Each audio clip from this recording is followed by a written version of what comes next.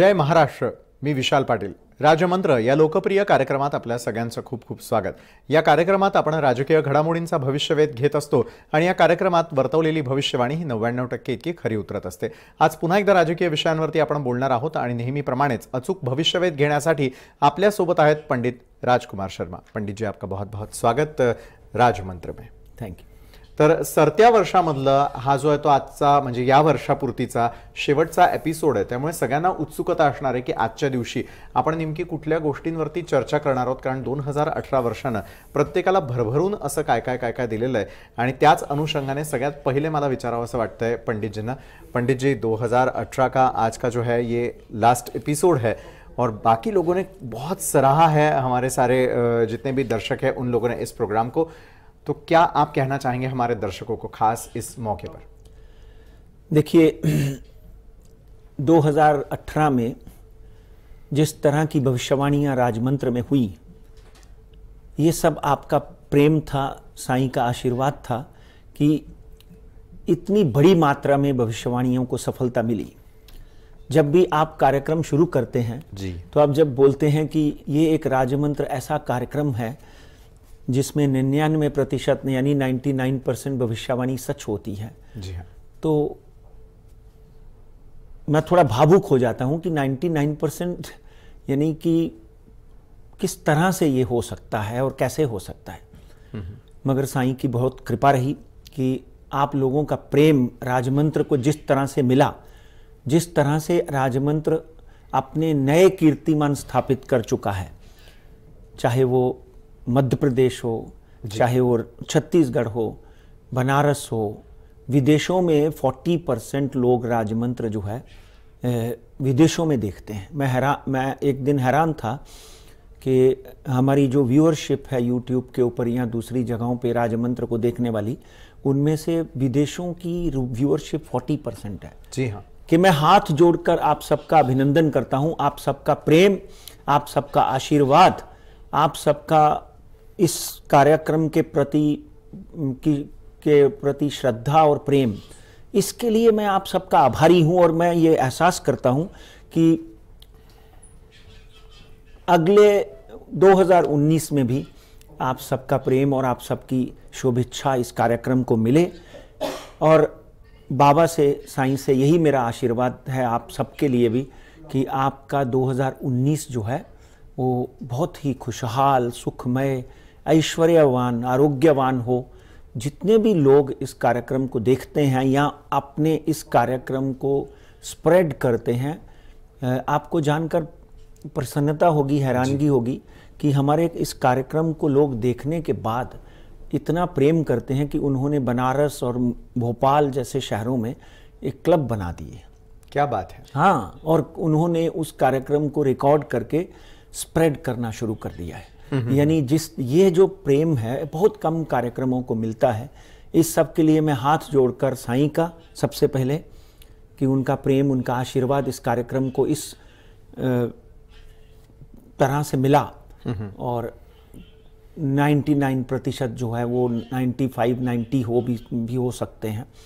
इसी तरह आप सबका आशीर्वाद बना रहे, इसके लिए मैं आप सबका आभार प्रकट करता हूँ. और आप सबको साईं का आशीर्वाद इसी तरह लगा रहे, आप सब इसी तरह बढ़ते रहें, फूलते रहें और अपने जीवन में सुखमय जीवन आपको मिले. यही 2019 में मेरी मनोकामना है. और आप सबका प्रेम भी इसी तरह हमें मिलता रहे ताकि 19 में भी जितनी भविष्यवाणियाँ करें, क्योंकि 19 में लोकसभा के, विधानसभा के चुनाव हैं और कहीं ना कहीं अंतर्राष्ट्रीय स्तर पर बहुत सी ऐसी घटनाएं हैं जिनके ऊपर राजमंत्र आपके पास आपको मार्गदर्शन करता रहेगा. हाँ. और मैं ये लास्ट शनिवार है इस राजमंत्र का, इस साल का, उस पे प्रॉमिस करता हूँ कि मैं ज़्यादा से ज़्यादा मेहनत करके आप तक अपने ज्ञान को और ज्योतिष शास्त्र के माध्यम से आप तक पहुँचाता रहूँगा.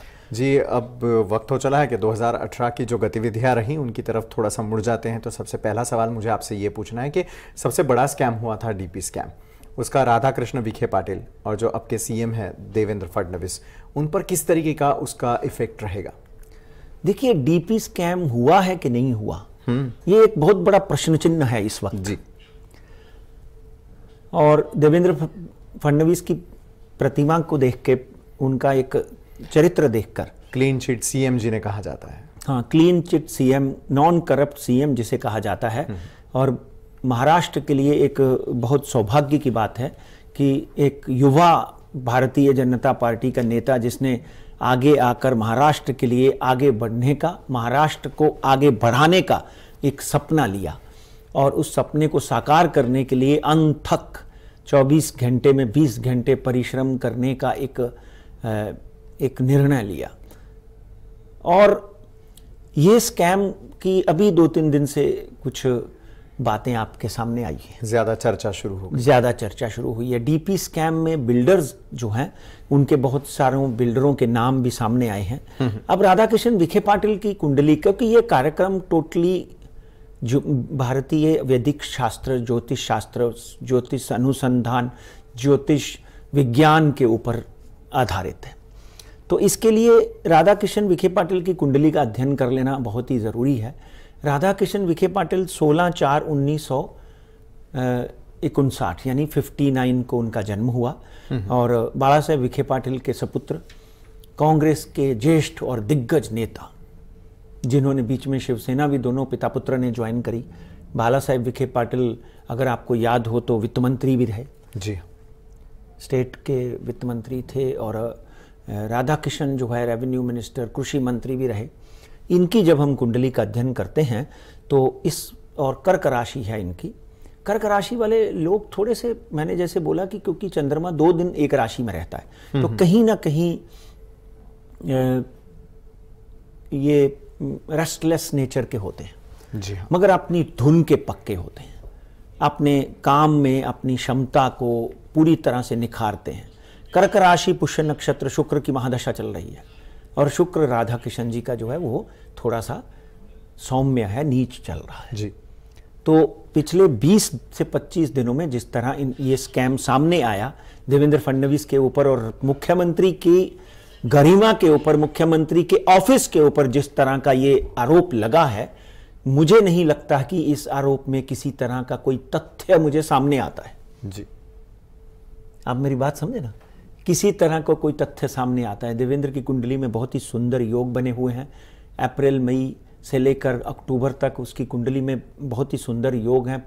अनथक परिश्रम करके वो भारतीय जनता पार्टी को वापस जिताने का कोशिश कर सकते हैं।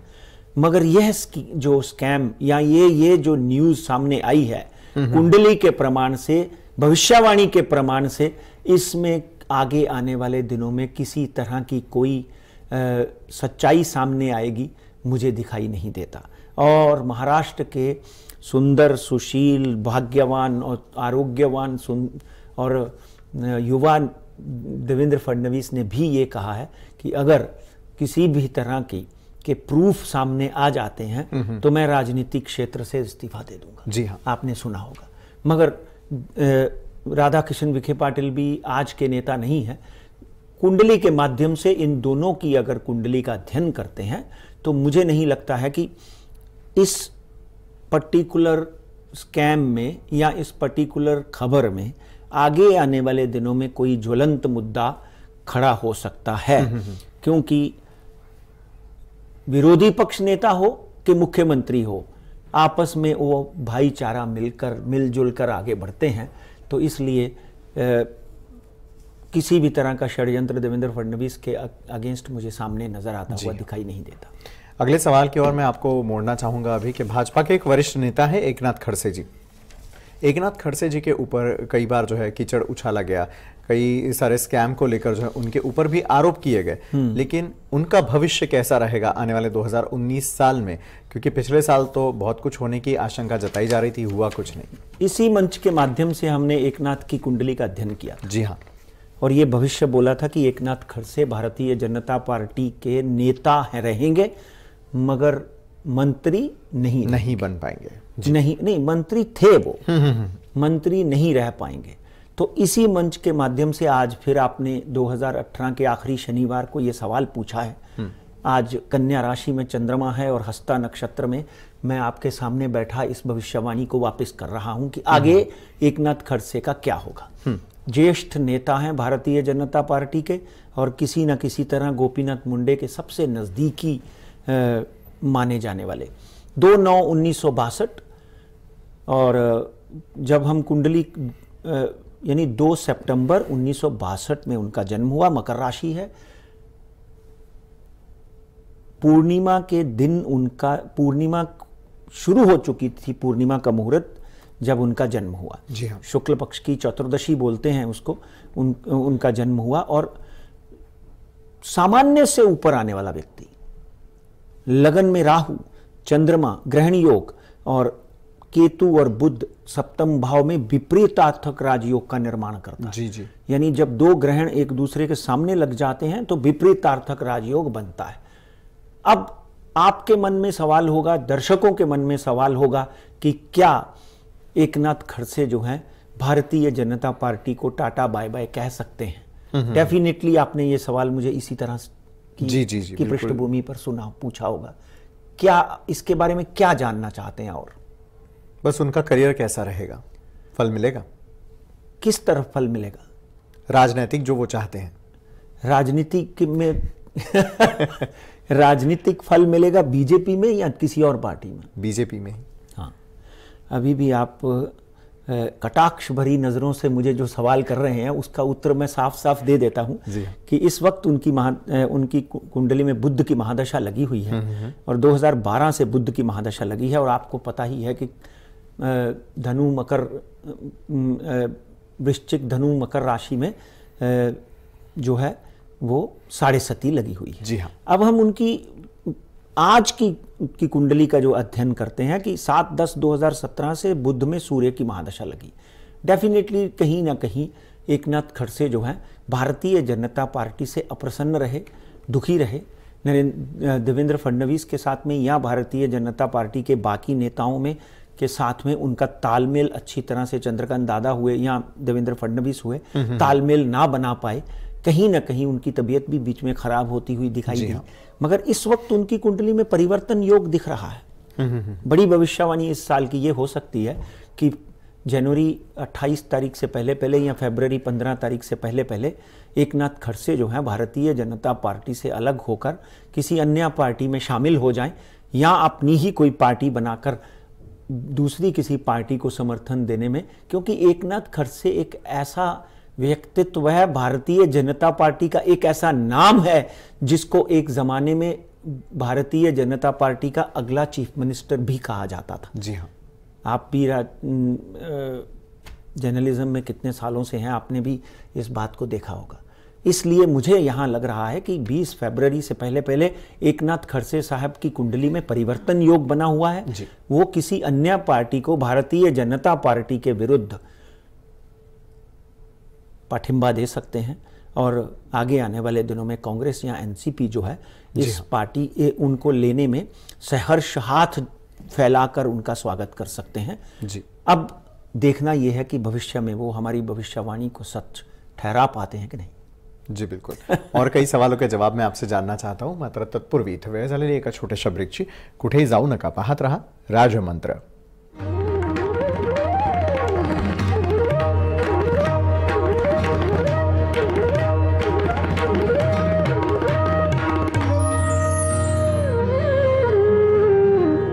ब्रेक नंतर राजमंत्रमध्ये आपल्या सगळ्यांचं पुन्हा एकदा स्वागत। एक अनोखी अशा प्रकारची माहिती आणि भविष्यवाणी जी आहे याच कार्यक्रमामध्ये पंडितजींनी केलेली ती कितपत खरी ठरते याकडे तुमचं आमचं सगळ्यांचं लक्ष असणारच आहे। पुन्हा एकदा पंडितजी मी तुमच्याकडे येतो।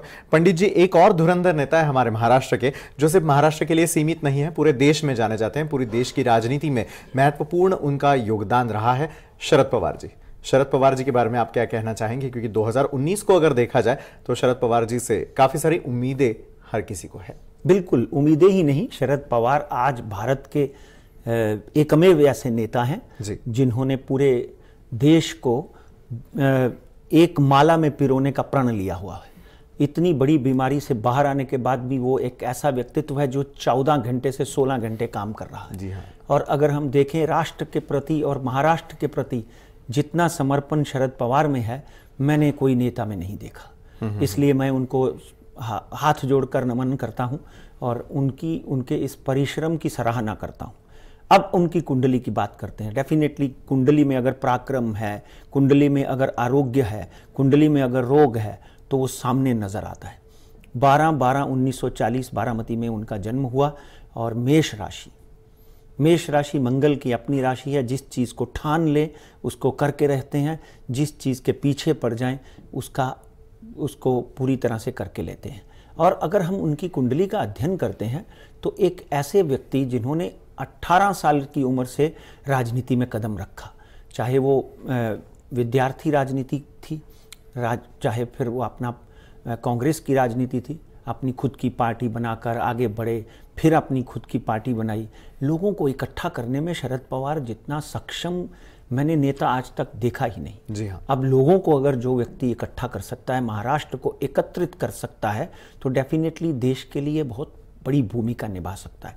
2019 में मैं पहले भी इसी कार्यक्रम के माध्यम से कह चुका हूं, आज इस साल के आखिरी शनिवार को फिर कहता हूं कि 2019 में जो नेता, चाहे वो अखिलेश है, माया है, ममता है, चंद्रबाबू नायडू हैं, सी चंद्रशेखर हैं, स्टालिन हैं, और जितने बड़े बड़े नेता हैं, इनको अगर कोई एक सूत्र में पिरोकर आगे लेकर आ सकता है तो उसका नाम है शरद पवार। जी हाँ। और यही मुझे दिखाई देता है महाराष्ट्र में, जिस तरह से उन्होंने दिग्गज नेता बिहार के पूर्व गवर्नर श्री डीवाई पाटिल को अपने साथ लिया, डीवाई पाटिल के बेटे सतीश को जो होम मिनिस्टर थे उनको साथ लिया, प्रशांत हीरे का बेटा भी एमएलए है, उसको साथ लिया, और बड़े 5-6 नेता और जो हैं उनको साथ लिया।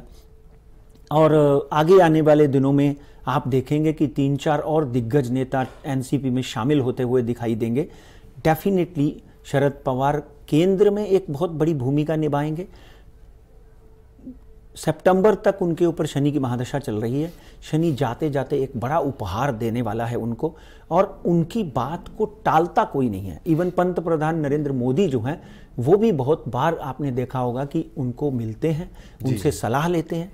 राजनीति में विरोध बाद में होता है, सबसे पहले एक आदमी की विशेषता, उसकी उम्र, उसका तजुर्बा देखा जाता है। इसलिए उस तजुर्बे की वजह से शरद पवार जो है वो भारत की राजनीति में एकमेव सबसे बड़े पहलवान बन के उभरेंगे।